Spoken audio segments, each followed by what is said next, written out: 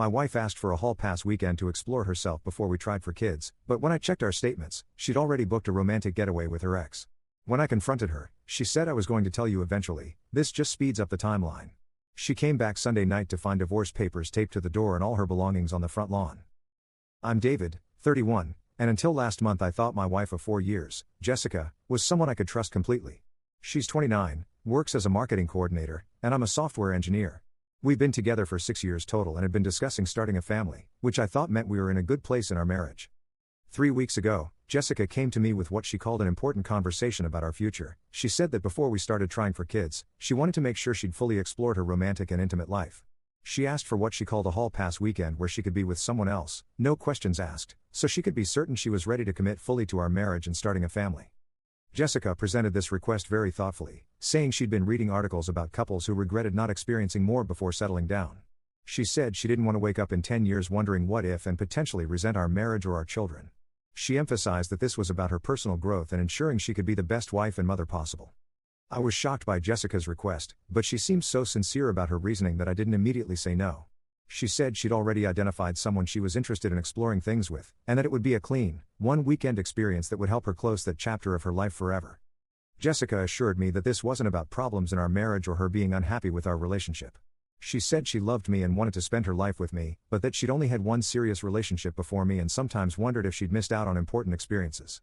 She claimed that getting this out of her system would actually strengthen our marriage. The conversation was emotional and difficult. Jessica cried and said she knew it was a lot to ask, but that she'd rather be honest about her feelings than hide them and potentially let them damage our marriage later. She said she'd understand if I said no, but hoped I could see this as an investment in our long-term happiness together. I asked Jessica who she wanted to spend this weekend with, and she said it was someone from her past who she'd reconnected with recently. She claimed it was someone who understood that this would be a one-time thing and wouldn't complicate our marriage. She wouldn't give me specifics, saying that would make the situation more awkward for everyone involved. I was torn between wanting to support Jessica's honesty and feeling like her request was completely inappropriate. She kept emphasizing that many modern couples do this sort of thing and that our marriage would be stronger if we were both completely sure about our commitment. She said she'd even be open to me having a similar experience if I wanted, though I had no interest in that. After a week of thinking about it and several more conversations, I reluctantly agreed to Jessica's hall pass weekend. I told her that I appreciated her honesty and that if this would help her feel more committed to our marriage, I was willing to try it. We agreed that she'd go away for the weekend, no contact during that time, and we'd talk when she got back. Jessica was grateful and emotional when I agreed.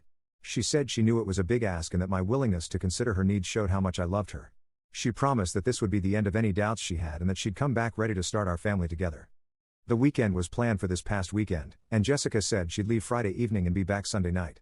She packed a bag Thursday night and seemed nervous but excited about her plans.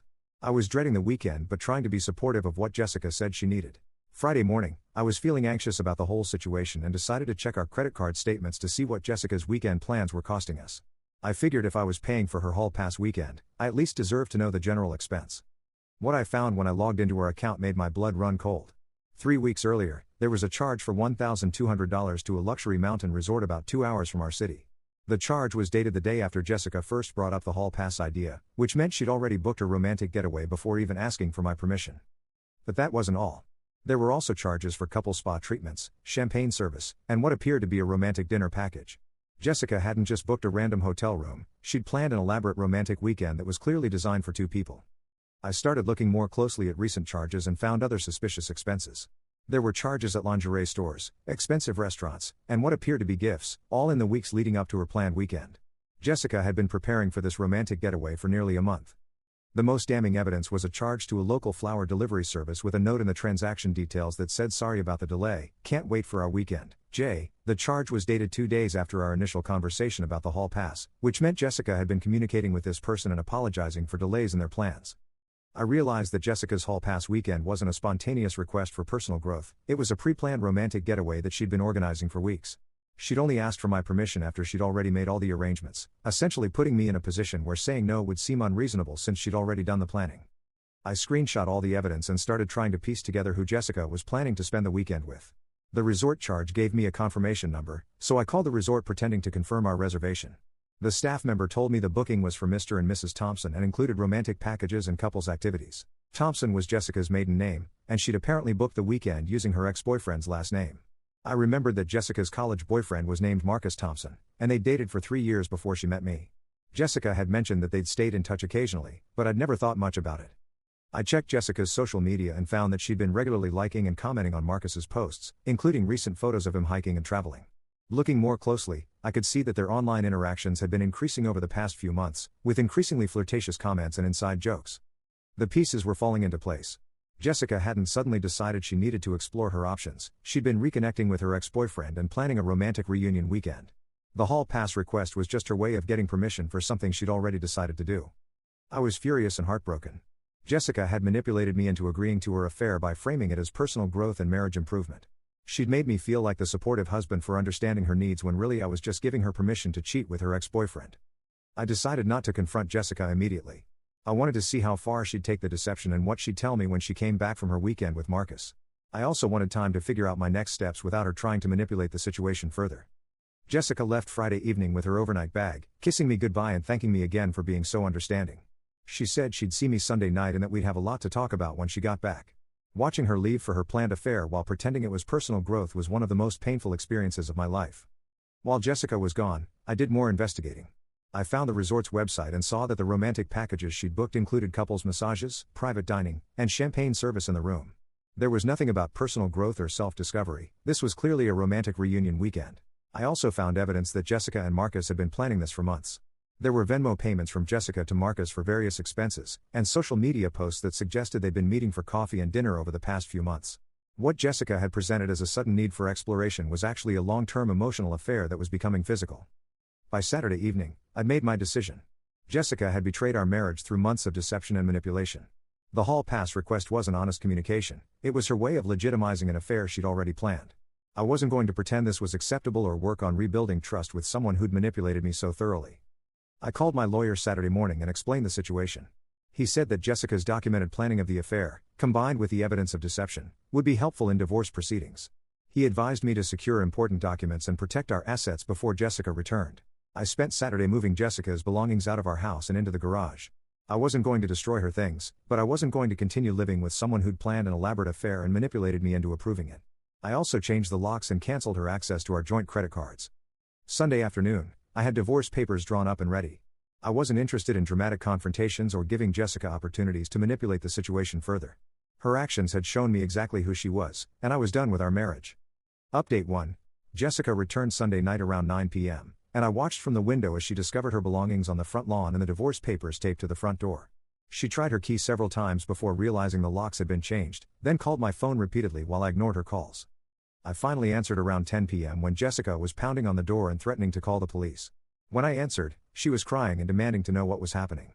I told her calmly that I'd discovered her romantic mountain getaway with Marcus Thompson had been planned weeks before she asked for the hall pass. Jessica's immediate response was to deny that she'd been planning anything with Marcus.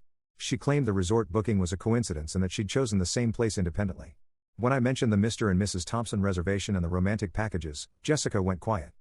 After a long pause, Jessica admitted that she'd been in contact with Marcus but insisted that the weekend wasn't what it looked like. She said they'd been talking about their past relationship and that she'd wanted closure before starting a family with me. She claimed the romantic packages were just what the resort offered and didn't mean anything. I told Jessica that I had evidence of her planning this weekend for weeks, including flower deliveries and gifts, and that her story about sudden personal growth was clearly false. Jessica's response was shocking. "I was going to tell you eventually. This just speeds up the timeline." Editor's thoughts: are you kidding me? This just speeds up the timeline? Jessica is absolutely shameless. She's caught red-handed with weeks of planning and evidence, and she's still trying to manipulate the situation. David is my hero for having those divorce papers ready. No second chances for this level of calculated betrayal. Jessica actually tried to argue that she'd done nothing wrong because I'd given her permission for the weekend. She said that the timeline of when she'd planned it didn't matter because I'd ultimately agreed to let her go. She claimed I was being unreasonable by focusing on logistics rather than the fact that she'd been honest about wanting to explore things with someone else. I told Jessica that manipulating me into giving permission for a pre-planned affair wasn't honesty, it was calculated deception. The fact that she'd organized a romantic reunion with her ex-boyfriend and then convinced me it was about personal growth showed a level of manipulation that made our marriage unsalvageable. Jessica spent the next hour alternating between apologies and justifications.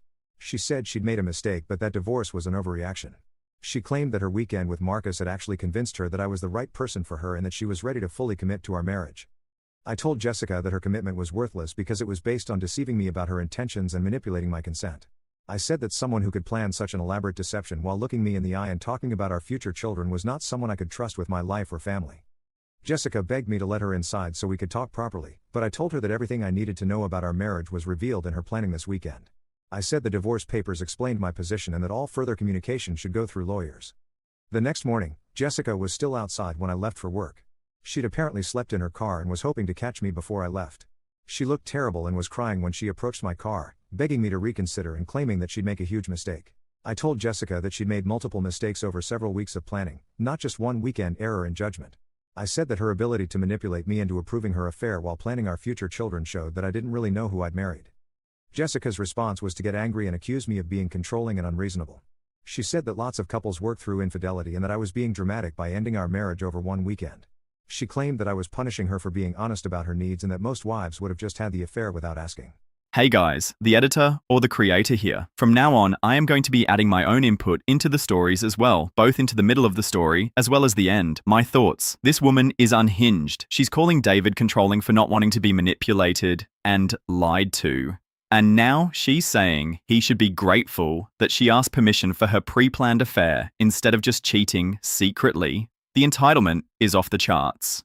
Jessica deserves everything that's coming to her. Alright, now let's get back to the story. The fact that Jessica thought she deserved credit for manipulating my consent showed that she still didn't understand what she'd done wrong. I drove away while she was still yelling about how unreasonable I was being and how we could work through this if I'd just listened to her. Update 2. It's been 2 weeks since Jessica's planned affair weekend, and the divorce proceedings are moving forward. Jessica has been staying with her sister and has made several attempts to reconcile, but her efforts have only convinced me further that divorce was the right decision. Jessica's first strategy was to minimize what she'd done. She sent me long text messages explaining that her weekend with Marcus had been disappointing and had confirmed that I was the right person for her. She said that getting Marcus out of her system had actually strengthened her commitment to our marriage and that we could move forward stronger than ever. When I didn't respond to her messages about the weekend being disappointing, Jessica shifted to claiming that I'd misunderstood her intentions. She said that she'd been planning to tell me about Marcus but wanted to make sure I was comfortable with the situation first. She claimed that asking for the hall pass was her way of being respectful of my feelings. I found Jessica's revisionist history insulting. She'd spent weeks planning a romantic reunion with her ex-boyfriend, manipulated me into giving permission, and was now claiming it was all about respect and honesty. The evidence of her deception was documented in credit card statements and social media interactions. Jessica's family has been pressuring me to reconsider the divorce. Her sister called to say that Jessica was devastated and had learned from her mistake. Her mother sent me a long email about the importance of forgiveness and working through marital problems. They all seemed to think that Jessica's weekend was a minor indiscretion that could be overcome with counseling. I forwarded Jessica's family the evidence I'd gathered about her weeks of planning and deception. I wanted them to understand that this wasn't a spontaneous mistake but a calculated affair that she'd manipulated me into approving. The response from her family was more muted after they saw the documentation. Meanwhile, I learned more about Jessica and Marcus's relationship through mutual friends. Apparently, they'd been meeting for coffee and lunch regularly over the past 3 months. Several people had seen them together and assumed they were just catching up as friends, but the frequency and secrecy of their meetings suggested otherwise. One friend told me that Jessica had asked her not to mention seeing her with Marcus because she didn't want to make me uncomfortable about her friendship with an ex. The request for secrecy showed that Jessica knew her relationship with Marcus was inappropriate and was actively hiding it from me. I also discovered that Jessica had been lying to me about other things during the time she was planning her weekend with Marcus. She'd claimed to be working late several times when she was actually meeting with him. She'd said she was going to girls' nights that were actually dinners with Marcus. The pattern of lies extended far beyond the hall pass weekend. Jessica had been conducting an emotional affair for months while planning our future together. She'd been discussing starting a family with me while secretly planning a romantic reunion with her ex-boyfriend. Jessica made one more attempt at reconciliation by showing up at my office. She'd brought lunch and wanted to talk about how we could rebuild our marriage. She said she'd been seeing a therapist who was helping her understand why she'd made such poor decisions. I told Jessica that therapy was great for her personal growth, but it didn't change the fact that she'd spent months deceiving me while we planned our future. I said that her ability to manipulate my emotions while planning an affair showed a level of calculation that made me question everything about our relationship. Jessica broke down crying and said she knew she'd messed up but that our marriage was worth fighting for. She said that lots of couples overcome infidelity and that she was willing to do whatever it took to earn back my trust. She promised complete transparency and offered to cut all contact with Marcus permanently. I told Jessica that her promises were meaningless because she'd already shown her capacity for elaborate deception. Someone who could plan a romantic reunion while discussing having children together wasn't someone I could trust with major life decisions or emotional honesty. The conversation ended with Jessica begging me to give her one more chance and threatening to contest the divorce if I didn't agree to counseling. I told her she was welcome to contest whatever she wanted, but that my decision was final and my trust in her was permanently destroyed. Update 3. It's been a month since Jessica's affair weekend, and the divorce is proceeding smoothly. Jessica initially threatened to fight the divorce, but her lawyer apparently advised her that the documented evidence of her planned deception made her position weak in any contested proceedings. Jessica has been telling mutual friends her version of events, which predictably focuses on my overreaction to her honest communication about her needs. She's claiming that I ended our marriage because she was brave enough to ask for what she needed rather than hiding her feelings. Most of our friends have been supportive of my decision once they learned the full details of Jessica's deception. The fact that she'd planned the affair for weeks while manipulating my consent made it clear that this wasn't about honest communication or personal growth. A few friends have suggested that I should have tried couples counseling before jumping to divorce, but I've explained that Jessica's elaborate manipulation showed character issues that counseling couldn't fix. Someone who could plan a romantic reunion while discussing having children together wasn't someone I could build a life with. Jessica's relationship with Marcus apparently didn't survive the fallout from our divorce. According to mutual friends, Marcus was uncomfortable with the drama and ended things with Jessica shortly after her weekend became public knowledge. He'd apparently thought Jessica was separated from me, not asking for permission to cheat. Jessica has been struggling with the social consequences of her actions. Several of her friends have distanced themselves after learning about her manipulation and deception. Her reputation for honesty and reliability has been damaged, which is affecting both her personal relationships and professional credibility. I've been focusing on moving forward with my life and have found the experience liberating in unexpected ways. Living without the constant stress of Jessica's emotional manipulation has shown me how unhealthy our relationship had become. I've been walking on eggshells around her moods and demands without realizing it. The most valuable lesson from this experience has been learning to trust my instincts about people's motivations. Jessica's hall pass request had felt wrong from the beginning, but her skillful framing of it as personal growth and marriage improvement had made me doubt my gut reaction. I've also learned that when someone's request requires you to suspend your normal standards and boundaries, it's worth examining their true motivations. Jessica's emphasis on my being supportive and understanding was actually manipulation designed to make saying no seem unreasonable. Final update. It's been 3 months since Jessica's planned affair weekend, and our divorce was finalized last week. The settlement was straightforward since Jessica's documented deception made it difficult for her to argue for favorable terms. I kept the house and most of our shared assets, while Jessica received a small cash settlement. Jessica made one final attempt at reconciliation the day before our divorce was finalized. She sent me a long letter claiming that she'd learned from her mistakes and was ready to be the wife I deserved. She said that losing our marriage had taught her the value of honesty and that she'd never manipulate or deceive anyone again. I didn't respond to Jessica's letter. Her inability to take responsibility for her actions throughout the divorce process had shown that she hadn't actually learned anything from the experience. She was still framing her elaborate deception as a communication issue rather than acknowledging the calculated manipulation involved. Jessica has apparently started dating again, but mutual friends report that she's struggling to find serious relationships. Her reputation for manipulation and her history of cheating on her husband have made potential partners wary of getting involved with her. Meanwhile, I've been enjoying my freedom and focusing on personal goals that got sidelined during my marriage to Jessica. I've started hiking, taken up photography, and reconnected with friends that Jessica had discouraged me from spending time with. The peace of living without constant emotional manipulation has been remarkable. I've also started dating and have been completely honest with potential partners about my marriage and divorce. Most people are shocked by Jessica's elaborate manipulation but appreciate my thoroughness in gathering evidence and my decisive response to her betrayal. The experience has made me much more aware of manipulation tactics and red flags in relationships. Jessica's ability to frame her affair as personal growth and marriage improvement was skillful manipulation that I'm now better equipped to recognize and reject. Looking back, I can see that Jessica had been testing boundaries and manipulating situations throughout our marriage. The hall pass request was just the most obvious example of her willingness to deceive me while framing her behavior as consideration for my feelings. The most important lesson from this experience has been learning that trust in a relationship should be based on consistent honesty, not clever explanations for suspicious behavior. When someone's request requires elaborate justification and emotional manipulation to seem reasonable, it's usually not reasonable at all. Jessica's hall pass weekend was never about personal growth or marriage improvement, it was about getting permission for an affair she'd already planned while maintaining her image as an honest wife. Her willingness to manipulate my emotions while planning our future children showed a level of deception that made our marriage unsalvageable. I'm now in a new relationship with someone who values honesty and direct communication over manipulation and emotional games. The contrast between my current relationship and my marriage to Jessica has shown me what healthy communication and genuine respect actually look like. Sometimes the most painful experiences teach us the most valuable lessons about ourselves and what we deserve in relationships. Jessica's elaborate deception was devastating at the time, but it ultimately led me to a much better understanding of manipulation tactics and healthy relationship dynamics. The hall pass weekend that Jessica thought would strengthen our marriage actually revealed that we never had the honest partnership I thought we did. Her willingness to deceive me while planning our future together showed that our entire relationship was built on her manipulation rather than genuine love and respect. I'm grateful that Jessica's deception was so elaborate and well documented that there was no ambiguity about what she'd done. The evidence of her planning made it impossible for me to rationalize her behavior or give her the benefit of the doubt. Sometimes the truth really does set you free, even when it's painful to accept. Okay, so here are my final thoughts for this. David handled this situation perfectly from start to finish. He trusted his instincts, gathered evidence, made decisive moves, and never wavered, despite Jessica's manipulation attempts. This is exactly how you deal with someone who tries to manipulate you into accepting their betrayal. Jessica got exactly what she deserved, losing a good man who would have loved her completely if she hadn't been so selfish and calculating. David's new relationship sounds healthy and honest, which is what everyone deserves. Zero sympathy for Jessica. Play stupid games, win stupid prizes, the audacity to plan an affair and then manipulate your spouse into permission is next level betrayal that deserves exactly the consequences she got.